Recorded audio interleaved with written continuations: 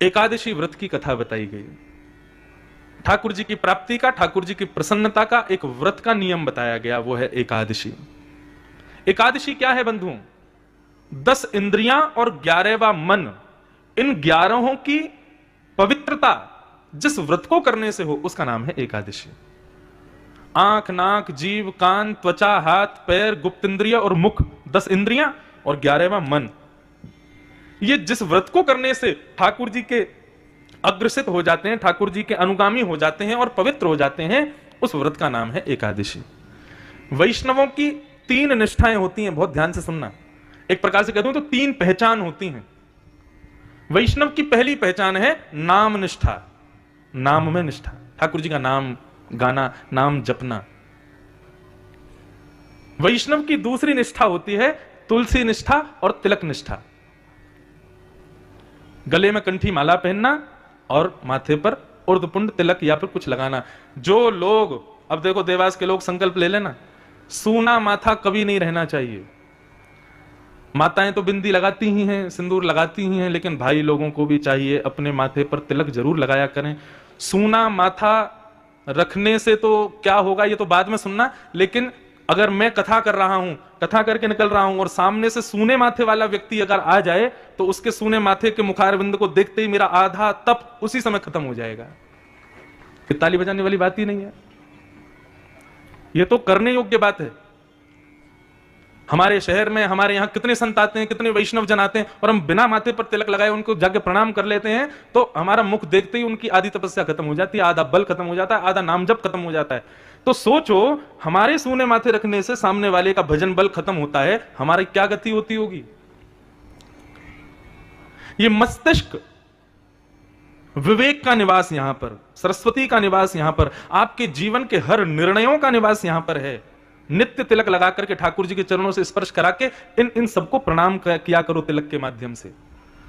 तिलक बिल्कुल मस्तिष्क के बीचों बीच जब लगाया जाता है, एक प्रकार से एक कवच रख दिया है आगे। अब मति हमारी जो है वो इसके संरक्षण में है, अब कोई गलत निर्णय हमारी बुद्धि नहीं लेगी, क्योंकि ठाकुर जी के चरणों का तिलक यहां पर लगा है। सूना माथा देखने वाले व्यक्ति का मैं शब्द नहीं बोल सकता क्या लिखा है, वह देखने के समान है सूने माथे वाले व्यक्ति को देखना। मैं नहीं रह सकता। और अब स्थिति हो गई है तिलक लगा लगा के, अब मैं बिना तिलक के रहता हूं ना, तो मेरा चेहरा ही बिल्कुल ऐसा लगता है अजीब। मुझे खुद तिलक जरूर लगाना चाहिए, कोई ना कोई दैवी चिन्ह माथे पर। माथा सूना नहीं होना चाहिए, ना माताओं का ना भाइयों का। प्रणालियों में तो लिखा है 12 अंगुल का तिलक होना चाहिए, 12 उंगली, मतलब यहां से गिनना शुरू करोगे तो 12 उंगलियां ही बैठेंगी यहां तक। 12 नहीं तो 8 अंगुल, 8 अंगुल नहीं तो 4 अंगुल, 4 अंगुल नहीं तो 2 अंगुल, 2 अंगुल नहीं तो 1 अंगुल तिलक तो होना चाहिए माथे पर। और इसका व्यवहारिक भाव यह है कि जब हम तिलक लगा करके चलते हैं ना, फ्लाइट में जाओ, ट्रेन में जाओ, बस में जाओ, ऑफिस में जाओ, पार्टी में जाओ, शादी में जाओ, तिलक लगा के जाओ, सामने वाला व्यक्ति जब आपके माथे पर उर्ध्वपुंड को देखेगा ना, उसको देखते ही उसके हृदय में आएगा ये जरूर कोई वैष्णव है, जरूर कोई भक्त है, ठाकुर जी को प्रणाम करके आ रहा है, या तो मंदिर से आ रहा है, कुछ भी भाव रखे। आपके तिलक लगाने से देखने वालों के हृदय में भगवान अपने आप प्रकट हो जाएंगे। यह तिलक की महिमा है। इसलिए बिना तिलक के माथा कभी नहीं रहना चाहिए। आज से देवास वाले संकल्प कर लो, ये वैष्णव चिन्ह अपने माथे पर नित्य रखा करो, तिलक लगाओ। तो वैष्णवों की 3 निष्ठा, पहली नाम निष्ठा, दूसरी तिलक तुलसी निष्ठा, और तीसरी एकादशी निष्ठा। ये वैष्णवों की 3 पहचान है। जो वैष्णव या तो तीनों करे, या इनमें से कोई 2 करे, या फिर इनमें से कोई एक करे, वो वैष्णव है। लेकिन पूर्ण वैष्णव की ये 3 पहचान है, इसलिए इन पहचानों को जीवन में लाओ, तभी आप वैष्णव। वैष्णव का मतलब क्या होता है? वैष्णव का मतलब विष्णु का, भगवान का, श्रीनाथ का, कृष्ण का, वो है वैष्णव।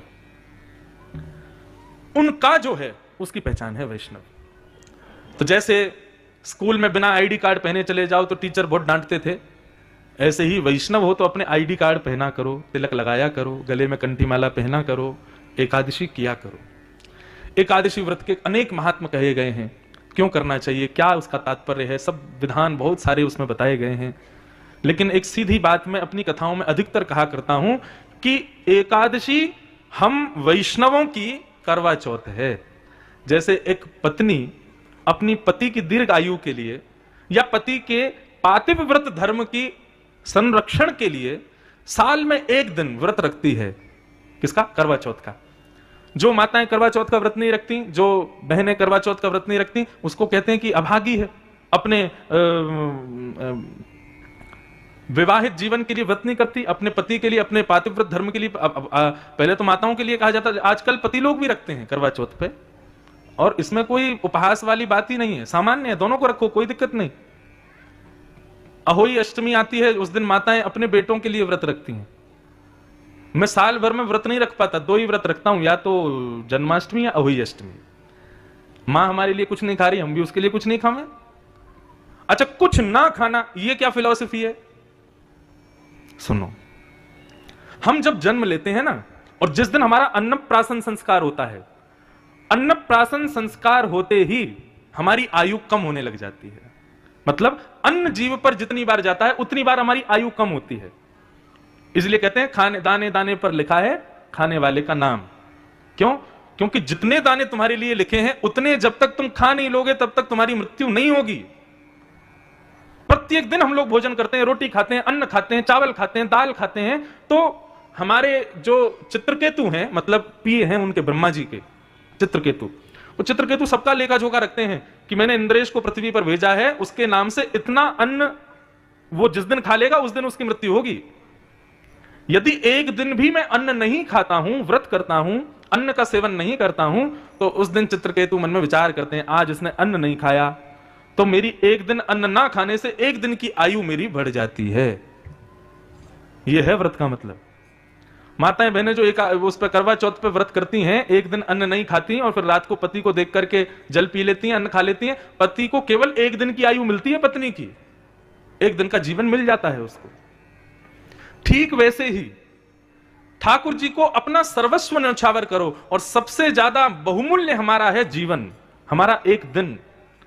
हम ठाकुर जी का व्रत करके, एकादशी का व्रत करके अपने उस एक दिन को जो हमको एक्स्ट्रा मिला है वो हम ठाकुर जी को अर्पित कर देते हैं। यह है एकादशी। ऐसे एकादशी व्रत के महात्म्य को बताया गया। तो वैष्णवों की ये 3 निष्ठा है, इन 3 निष्ठाओं का पालन वैष्णवों को करना चाहिए। भगवान किसे कहते हैं? भगवान कहते हैं जो षड ऐश्वर्यों से संपन्न है उसको भगवान कहते हैं। बहुत ध्यान से सुनिए सब लोग, इधर देखिए, ध्यान से सुनो। जो षड ऐश्वर्यों से संपन्न है उसको भगवान कहते हैं। भगवान का परिचय इससे नहीं मोर मुकुट वाले होंगे, कुंडल पहने होंगे, बंशी बजा रहे होंगे, पीतांबरी पहनी होगी, सांवला वर्ण होगा। यदि ये भगवान का स्वरूप है तो फिर ये तो कोई भी बन के आ सकता है। पोशाक से भगवान की पहचान नहीं है। भगवान की पहचान उनके 6 ऐश्वर्यों से है। और ये कौन कौन से 6 ऐश्वर्य हैं? पहला, उत्पत्ति प्रलयम चैव। जो ये जानते हो कि पृथ्वी की उत्पत्ति कब हुई और प्रलय कब होगा। संसार का कोई व्यक्ति नहीं बता सकता ये कि पृथ्वी का निर्माण कब हुआ और पृथ्वी का लय कब हो जाएगा। ये केवल भगवान जानते हैं। ये एक प्रकार से कह दूं तो जो 6 राजों को जानते हो वो भगवान हैं। पहला उत्पत्ति और दूसरा प्रलय। बीच में बड़ा अल्लाह हुआ था 2012 में पूरी पृथ्वी नष्ट हो जाएगी। 2022 खत्म हो गया, 10 साल हो गए उस बात को भी, अभी तक कुछ नहीं हुआ। फिर अल्लाह हुआ था कि महाराज कोरोना महामारी आ गई है, 2022 के अंत तक ये इतनी विश्वव्यापी हो जाएगी, सब मर जाएंगे, इससे कुछ नहीं हुआ, जनसंख्या और बढ़ गई भारत की। उत्पत्ति और प्रलय की पूर्ण जानकारी जिनके पास हो, ये 2 गुण जिनके पास हो वो भगवान। तीसरा और चौथा क्या है? भूतानाम अगति गति। मानव की किस कार्य में गति होगी और किस कार्य में अगति होगी, कहां जाने पर गति होगी, कहां ना जाने पर अगति होगी, इसको जो जानता हो वो भगवान। तुम ऐसा करो तुम्हारा कार्य बढ़िया चलेगा, तुम्हारी बिजनेस अच्छी चलेगी, ऐसा करो ऐसा करो ऐसा करो, लेकिन फिर भी फ्लॉप हो जाते हैं। क्यों? नहीं पता। ये जानकारी केवल भगवान को है कि हमारे किस कार्य को करने से हमको गति प्राप्त होगी और किस कार्य को करने से अगति होगी। इसकी जो जानकारी रखते हो वो भगवान। वेत्ति विद्याम अविद्याम च। जो विद्या और अविद्या से परिपूर्ण जानकारी रखते हो वो भगवान। पूतना सुंदरी बनकर के आई, परम गुणवाली बनकर के आई, परम गुणयुक्त बनकर के आई, लेकिन सब उस पर मोहित हो गए, उसके गुण पर न्यौछावर हो गए। ठाकुर जी ने नेत्र बंद कर लिए। क्यों? क्योंकि वो जानते हैं कि विद्या नहीं अविद्या है। सामने प्रणाम कर रहा मंदिर में व्यक्ति किस भाव से प्रणाम कर रहा है भगवान सब जानते हैं। आज स्थिति ऐसी है बंधुओं, दंपति अपनी 50वीं एनिवर्सरी मनाते हैं। आज महाराज जी 50 साल हो गए हमको, लेकिन उस समय मन में आता है क्या आप दोनों एक दूसरे को भली भांति जानते हो? वो कितना भी कहें हम भली भांति जानते हैं, लेकिन ये हो ही नहीं सकता। कोई ना कोई राज वह भी छुपा के बैठी है, कोई ना कोई राज उसके हृदय में भी है जो दोनों को ही नहीं पता, और उस राज को केवल और केवल परमात्मा जानते हैं। मानव कैसा है, मैं अपनी कथा में कहता हूं, ये केवल दो लोग जानते हैं, या तो भगवान या वो खुद, तीसरा उसको कोई नहीं जानता। लेकिन ये हमारे अंदर के समस्त राजों को, विद्या विद्याओं को जो जानते हो वो भगवान। ये 6 गुण जिनके पास हो, ये 6 बातें जो जानते हो वो भगवान हैं।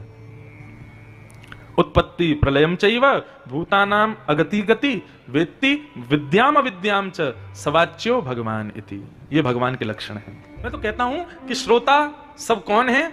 गुल्ला। कौन है? सब गुल्ला हैं। और भागवत की कथा क्या है? बोले ये रस है, और जब रस में ये सारे गुल्ला ओतप्रोत हो जाते हैं तब रसगुल्ला बनता है, तब श्रीनाथ जी उसको मुख से लगाते हैं, तब उसको स्वीकार करते हैं, तब उसका भोग लगाते हैं। अभी हम लोग क्या है? फीके गुल्ला हैं। ठाकुर जी को शुगर थोड़ी है जो उनको ऐसे ही खा जाएंगे। जब तक रस से युक्त नहीं होगे, जब तक रस से ओतप्रोत नहीं होगे, तब तक ठाकुर जी स्वीकार नहीं करेंगे। उस रस को हृदय में धारण करो, उस रस में सराबोर हो जाओ, ताकि ठाकुर जी आपको स्वीकार करें। अभी हमने स्वीकार किया है, लेकिन स्वीकारीकरण का पक्ष तो तब मजबूत होगा ना जब दोनों तरफ से हो।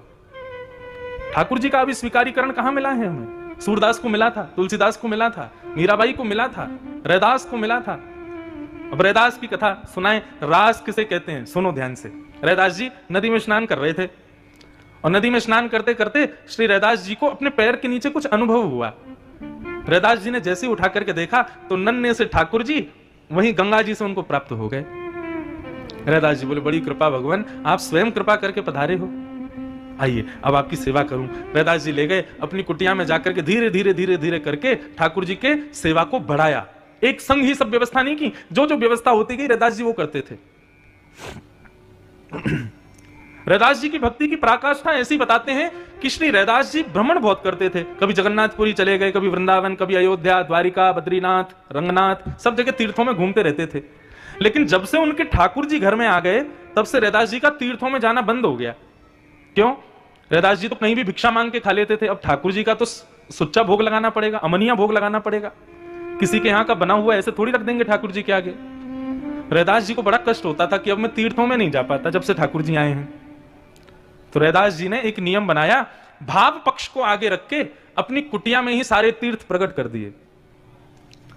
ये कोना बद्रीनाथ, वो कोना रंगनाथ, ये कोना वृंदावन, ये कोना आदि आदि। इस प्रकार अपनी कुटिया में ही ठाकुर जी को सजाते धजाते और उनको उठा करके ले जाते, एक कोने में रख देते और कहते ठाकुर जी आज रामेश्वरम आए हैं हम। कोनों का नाम ही रख दिया। और विश्वास माने रैदास जी की भक्ति ऐसी थी कि जेठ की भरी गर्मी में रैदास जी अपने ठाकुर जी को यदि भाव में अपनी कुटिया में बद्रीनाथ ले जाते थे ना, तो उनके गांव में बर्फ गिरने लगती थी, ब्यार ठंडी बहती थी, लोग सॉल कंबल ओढ़ के घूमते थे। कोई पूछता अरे भाई जेठ का महीना कंबल ओढ़ के घूम रहे हो? बोले आज जरूर रैदास के ठाकुर जी बद्रीनाथ गए होंगे, तभी पूरे गांव में सर्दी हो रही है। और कभी सर्दी के महीने में यदि रैदास जी अपने ठाकुर जी को रामेश्वरम ले जाते थे, भरी सर्दी में कोहरे में भी वहां पर सब अपने स्वेटर उतार करके सारे वस्त्रों को खोले घूमते, भाई बड़ी गर्मी लग रही है। क्यों? बोले हाँ जरूर रैदास के ठाकुर जी रामेश्वरम गए होंगे। ऐसी भक्ति थी रैदास की। परंतु रैदास के इस भाव से जितने लोग आनंदित हो रहे थे, उतने लोग उससे जलने भी लगे। रैदास जी एक विजातीय थे, एक उच्च श्रेष्ठ कुल में जन्म नहीं था उनका। लोगों ने जाके राजा से शिकायत कर दी, ठाकुर जी की सेवा का अधिकार तो केवल ब्राह्मण क्षत्रिय वैश्यों को है। ये रैदास एक छोटी जाति का ठाकुर जी की सेवा करता है, अपराध कर रहा है, और इसका अपराध पूरे गांव को भोगना पड़ेगा राजन। राजा ने कहा भाई ऐसा कोई काम नहीं होना चाहिए, रैदास को बोलो अपने ठाकुर जी राजघर में जमा करवा दे। रैदास को बुलाया, रैदास से कहा भैया तुम अपने ठाकुर जी या तो इन ब्राह्मणों को दे दो या फिर हमारे राजभवन में दे दो, तुम सेवा नहीं कर सकते। रैदास जी बोले मैं कहीं से खरीद के नहीं लाया हूं इनको, या मैं कहीं से मांग के नहीं लाया हूं, ठाकुर जी स्वयं सेवा करवाने खुद आए हैं मेरे पास में। रैदास जी कहते हैं सो ही सुहागन प्रिय जाही रीझे। सुहागन कौन? जिससे ठाकुर जी रीझ जाए। कैसा तेरा मेरा? आपके और मेरे नहीं है ठाकुर जी, जिससे रीझ जाए उसके हैं। हमारे श्री गिरधर लाल जी, अब मैं एक रामानुजी परंपरा का अनुयायी और वे पुष्टि मार्ग के ठाकुर जी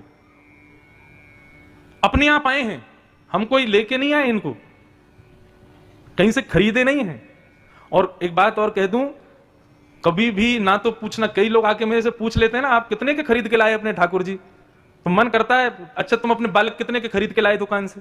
बालक नहीं खरीदे महाराज जी, मैंने भी अपने ठाकुर जी नहीं खरीदे। खरीदना क्यों बोलते हो? ये कोई पाषाण है, कोई पत्थर है? ठाकुर जी हमारे अपने आप आए हैं। सुहागन जो हो, सुहागन कौन? सौभाग्यवंत कौन? जिससे वो रीझ के उसके पास चले जाएं। सो ही सुहागन प्रिय जाही रीझे। कहां से आते हैं, कैसे आते हैं, ये लीला तो ठाकुर जी जाने।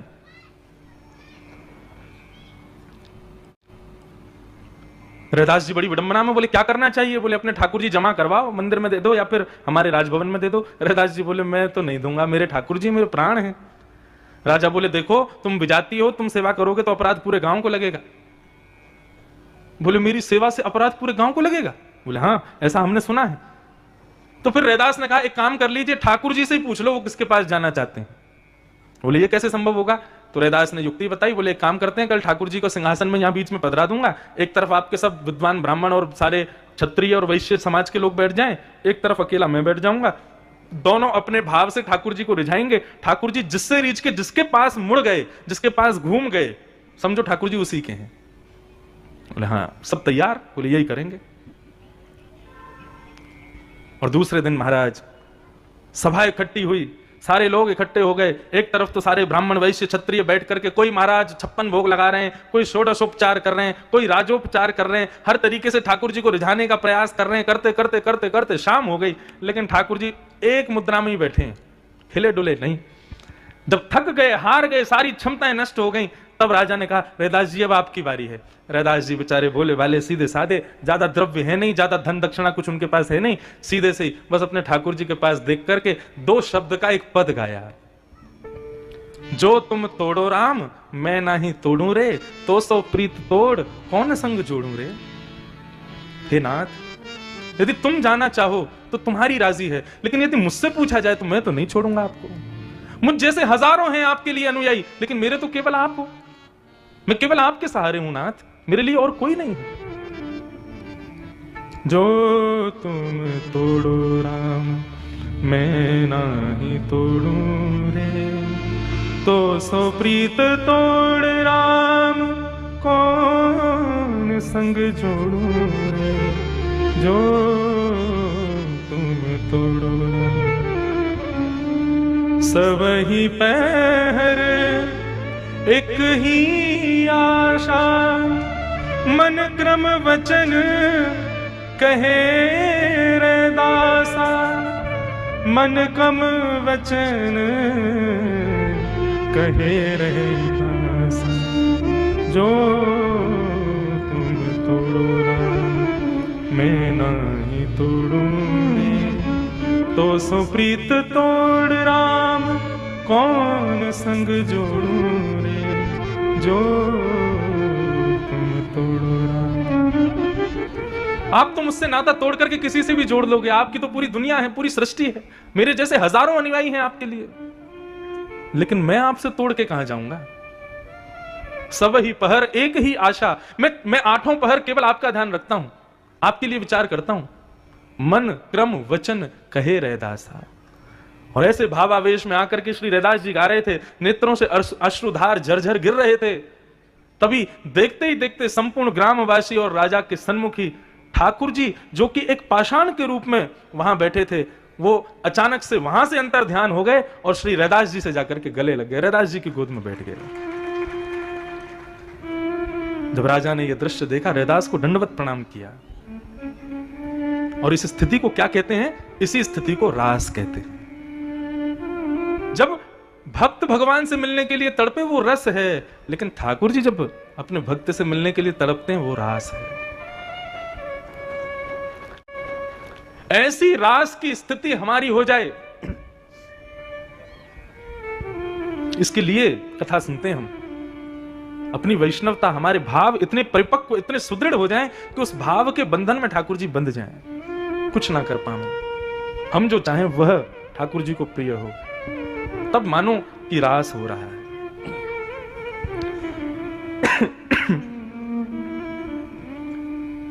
रास का मतलब हमने केवल एक चीज मान ली, नाचना, नृत्य करना, हाथ में दो डंडी पकड़ करके एक दूसरे को मार रहे हैं, वही रास है ना।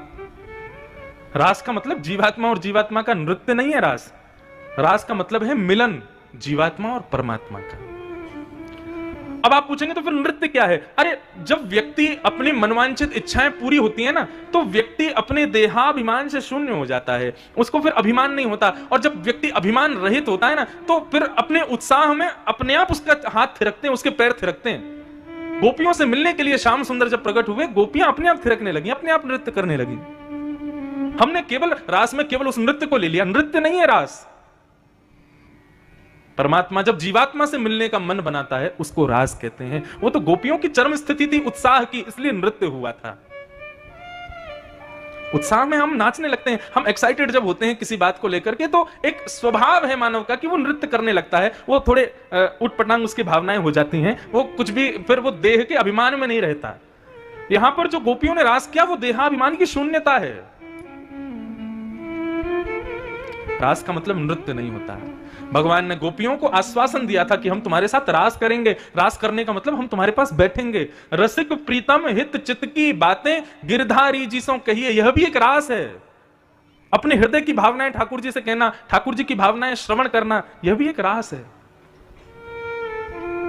मैं तो निवेदन करता हूं कि जब भी कोई गोवर्धन जावे, परिक्रमा लगाओ, दूध की धार चढ़ाओ, आदि आदि जो तुम्हारा मन हो सब करो, लेकिन मेरी कहे एक बात करना, जब गोवर्धन जाओ तो गिरिराज जी के समीप जाकर के बैठो और गिरिराज जी से चर्चाएं करो, अपनी सुनाओ, अपने भाव कहो। ठाकुर जी से पूछो, आप कैसे हो? हे गोवर्धन नाथ, आप कैसे हो? हम तो गोवर्धन परिक्रमा लगाने जाते हैं, दुनिया वहां जाके कीर्तन करते हुए परिक्रमा लगाती है, लेकिन हम लोग कीर्तन तो करते हैं, लेकिन जब बैठते हैं, थोड़ा आराम करते हैं, तो गिरिराज जी को खूब सुंदर सुंदर जो है चुटकुल्ला सुनाते हैं, गिरिराज जी को खूब हंसाते हैं, गिरिराज जी को खूब आनंद कराते हैं। एक प्रियतम प्रियतमा के मिलन की तरह ठाकुर जी से मिलो, वो रास है। मुझे कहने में कोई अभिमान के रूप में कह रहा हूं, अहंकार के रूप में नहीं, लेकिन ये गिरधर लाल जो पधारे हैं ना, ये रास हुआ है मेरे साथ। मैं नहीं लाया था उनको, वो स्वयं पधारे। बस इतना याद है, मेरे पूज्य नाना जी कहा करते थे कि गोवर्धन वासी सांवरे तुम बिन रहो ना जाए। इस पद को भगवान ने आशीर्वाद दिया है कि जो भी इस पद को नित्य गाएगा, मैं उसको जरूर मिलूंगा। नाना जी की आज्ञा से मैंने इस पद को गाया। आज पुष्टि मार्गी वैष्णव इस पद को खूब सुनते हैं, और इस पद का प्रभाव हुआ। मैं अपने जीवन में पहली बार नाथ द्वार गया था 2019 में, 2018 में नहीं, 2019 में जनवरी में, और श्रीनाथ जी का दर्शन किया। तो श्रीनाथ जी के सामने खड़े होकर के इस पद की दो पंक्तियां गाई। दर्शन को नैना तपे, वचन सुनन को कान, मिलवे को ही रात तपे, हिय के जीवन प्राण, गोवर्धन वासी सांवरे तुम बिन रहो ना जाए। और मन में एक भाव आया कि हे श्री गोवर्धन नाथ, आपका गिरी कंदरा तो हमारे ब्रज में विराजती है, लेकिन आप ये श्रीनाथ स्वरूप लेकर के यहाँ इतनी दूर राजस्थान में क्यों आ गए हो? चलो ना हमारे ब्रजमंडल में, खूब सेवा करेंगे आपकी, खूब आनंद कराएंगे आपको। जैसे 500 वर्ष पहले आप विराजते थे, वैसे पुनः चलो। केवल ये भावना रखी थी। मंदिर से निकल करके मैं बाहर गया तो अपनी ही कथा की कहीं धुन सुन रहा था। मैंने, मेरी कथा कौन सुन रहा है? और तभी देखा तो एक दुकानदार, उसके यहाँ बहुत सारी मूर्तियां थी ठाकुर जी की, वो एक मूर्ति को छेनी हथौड़ा से सिद्ध कर रहा था और कथा सुन रहा था। मैं जब उसके पास जाके खड़ा हुआ, उसने जैसे ही देखा, वो देख करके बिल्कुल आनंद निमग्न हो गया। बोले, अरे आप श्री इंद्रेश जी महाराज हैं? मैंने कहा जी। बोले 2 मिनट बैठिए, मेरी दुकान पे बैठो, आपका एक उपहार मेरे पास रखा है। मैंने कहा मेरा क्या उपहार भैया? आप कथा सुन रहे थे इसलिए रुक गया मैं। बोले नहीं, आपको भी बताता हूं। और इतने में ही भीतर से बढ़िया सुंदर एक वस्त्र में लिपटे भय हमारे लाल जी, गिरधर लाल जी, लाके मेरी गोदी में धर दिए। बोले ये आपके हैं? अब आपको इनकी सेवा करनी है। मैंने कि मैं श्रृंगार का सा भी नहीं जानता हूं, कैसे श्रृंगार करूंगा मैं, मुझे नहीं आता। बोले वो ये सब करा लेंगे, आपको मित्र की बहुत जरूरत है, आप चाहते हो गोवर्धननाथ ब्रज में आ जाए। मैंने तुमको कैसे पता मैं चाहता हूं गोवर्धननाथ ब्रज आ जाए? बोले नहीं, ऐसा भाव आया, अब आप इनको लेके जाओ, आप इनकी सेवा करो। और उसने कहा कि ये जो ठाकुर जी हैं ये 5 वर्षों से आपकी प्रतीक्षा कर रहे हैं। मैंने कहा क्यों? बोले इनका निर्माण मैंने तब किया था जब आपने द्वारिका में पहली कथा की थी, और आपकी कथा सुनते हुए मैंने इनका निर्माण किया। तब मैंने मन में विचार किया कि ये ठाकुर जी तो मैं इन्हीं व्यास जी को दूंगा जो कथा जिनकी मैंने सुनी है। और 5 साल से प्रतीक्षा कर रहा, आप अब आए हो, आप लेके जाओ। ये रास नहीं है तो क्या है? स्वयं ठाकुर जी पधारते हैं। स्वयं की स्थिति ऐसी करनी है कि लाल जी आपके पीछे पीछे भगे आमे, संग आमे, संग रहें, संग खामे, संग सोमे, सब संग संग लीला करें। और मैं ये इसलिए नहीं कह रहा कि मैं अपने आप को बड़भागी बता रहा हूं कि मेरे पास लाल जी आए। मैं चाहता हूं ऐसे लाल जी कथा सुनने वाले देवास, इंदौर आदि क्षेत्रों के सबके घर में आ जाएं, अपने आप आ जाएं। ऐसे लाल जी सबके घर में आके सेवा करवाएं। लेकिन वो कब करवाएंगे? जब स्वयं की स्थिति रास की करोगे, स्वयं को गोपी मान करके अपने भाव स्वभाव सब में परिवर्तन लाके रस युक्त हो जाओगे, तब उस रस को, तुम्हारे हृदय के उस रस को चखने के लिए ठाकुर जी स्वयं आएंगे। वही रास है। अभी तक रास हुआ नहीं है, अभी तो रस की स्थिति में है हम सब, पर यह रास हो उसी के लिए कथा सुन रहे हैं। और फिर कोई कहे ये तुम्हारे ठाकुर जी कहां से लाए, कितने के लाए, कितने रुपया के लाए, तो मीराबाई का एक पद सुना देना। कोई कहे सस्तो, कोई कहे महंगो, कोई कहे सस्तो।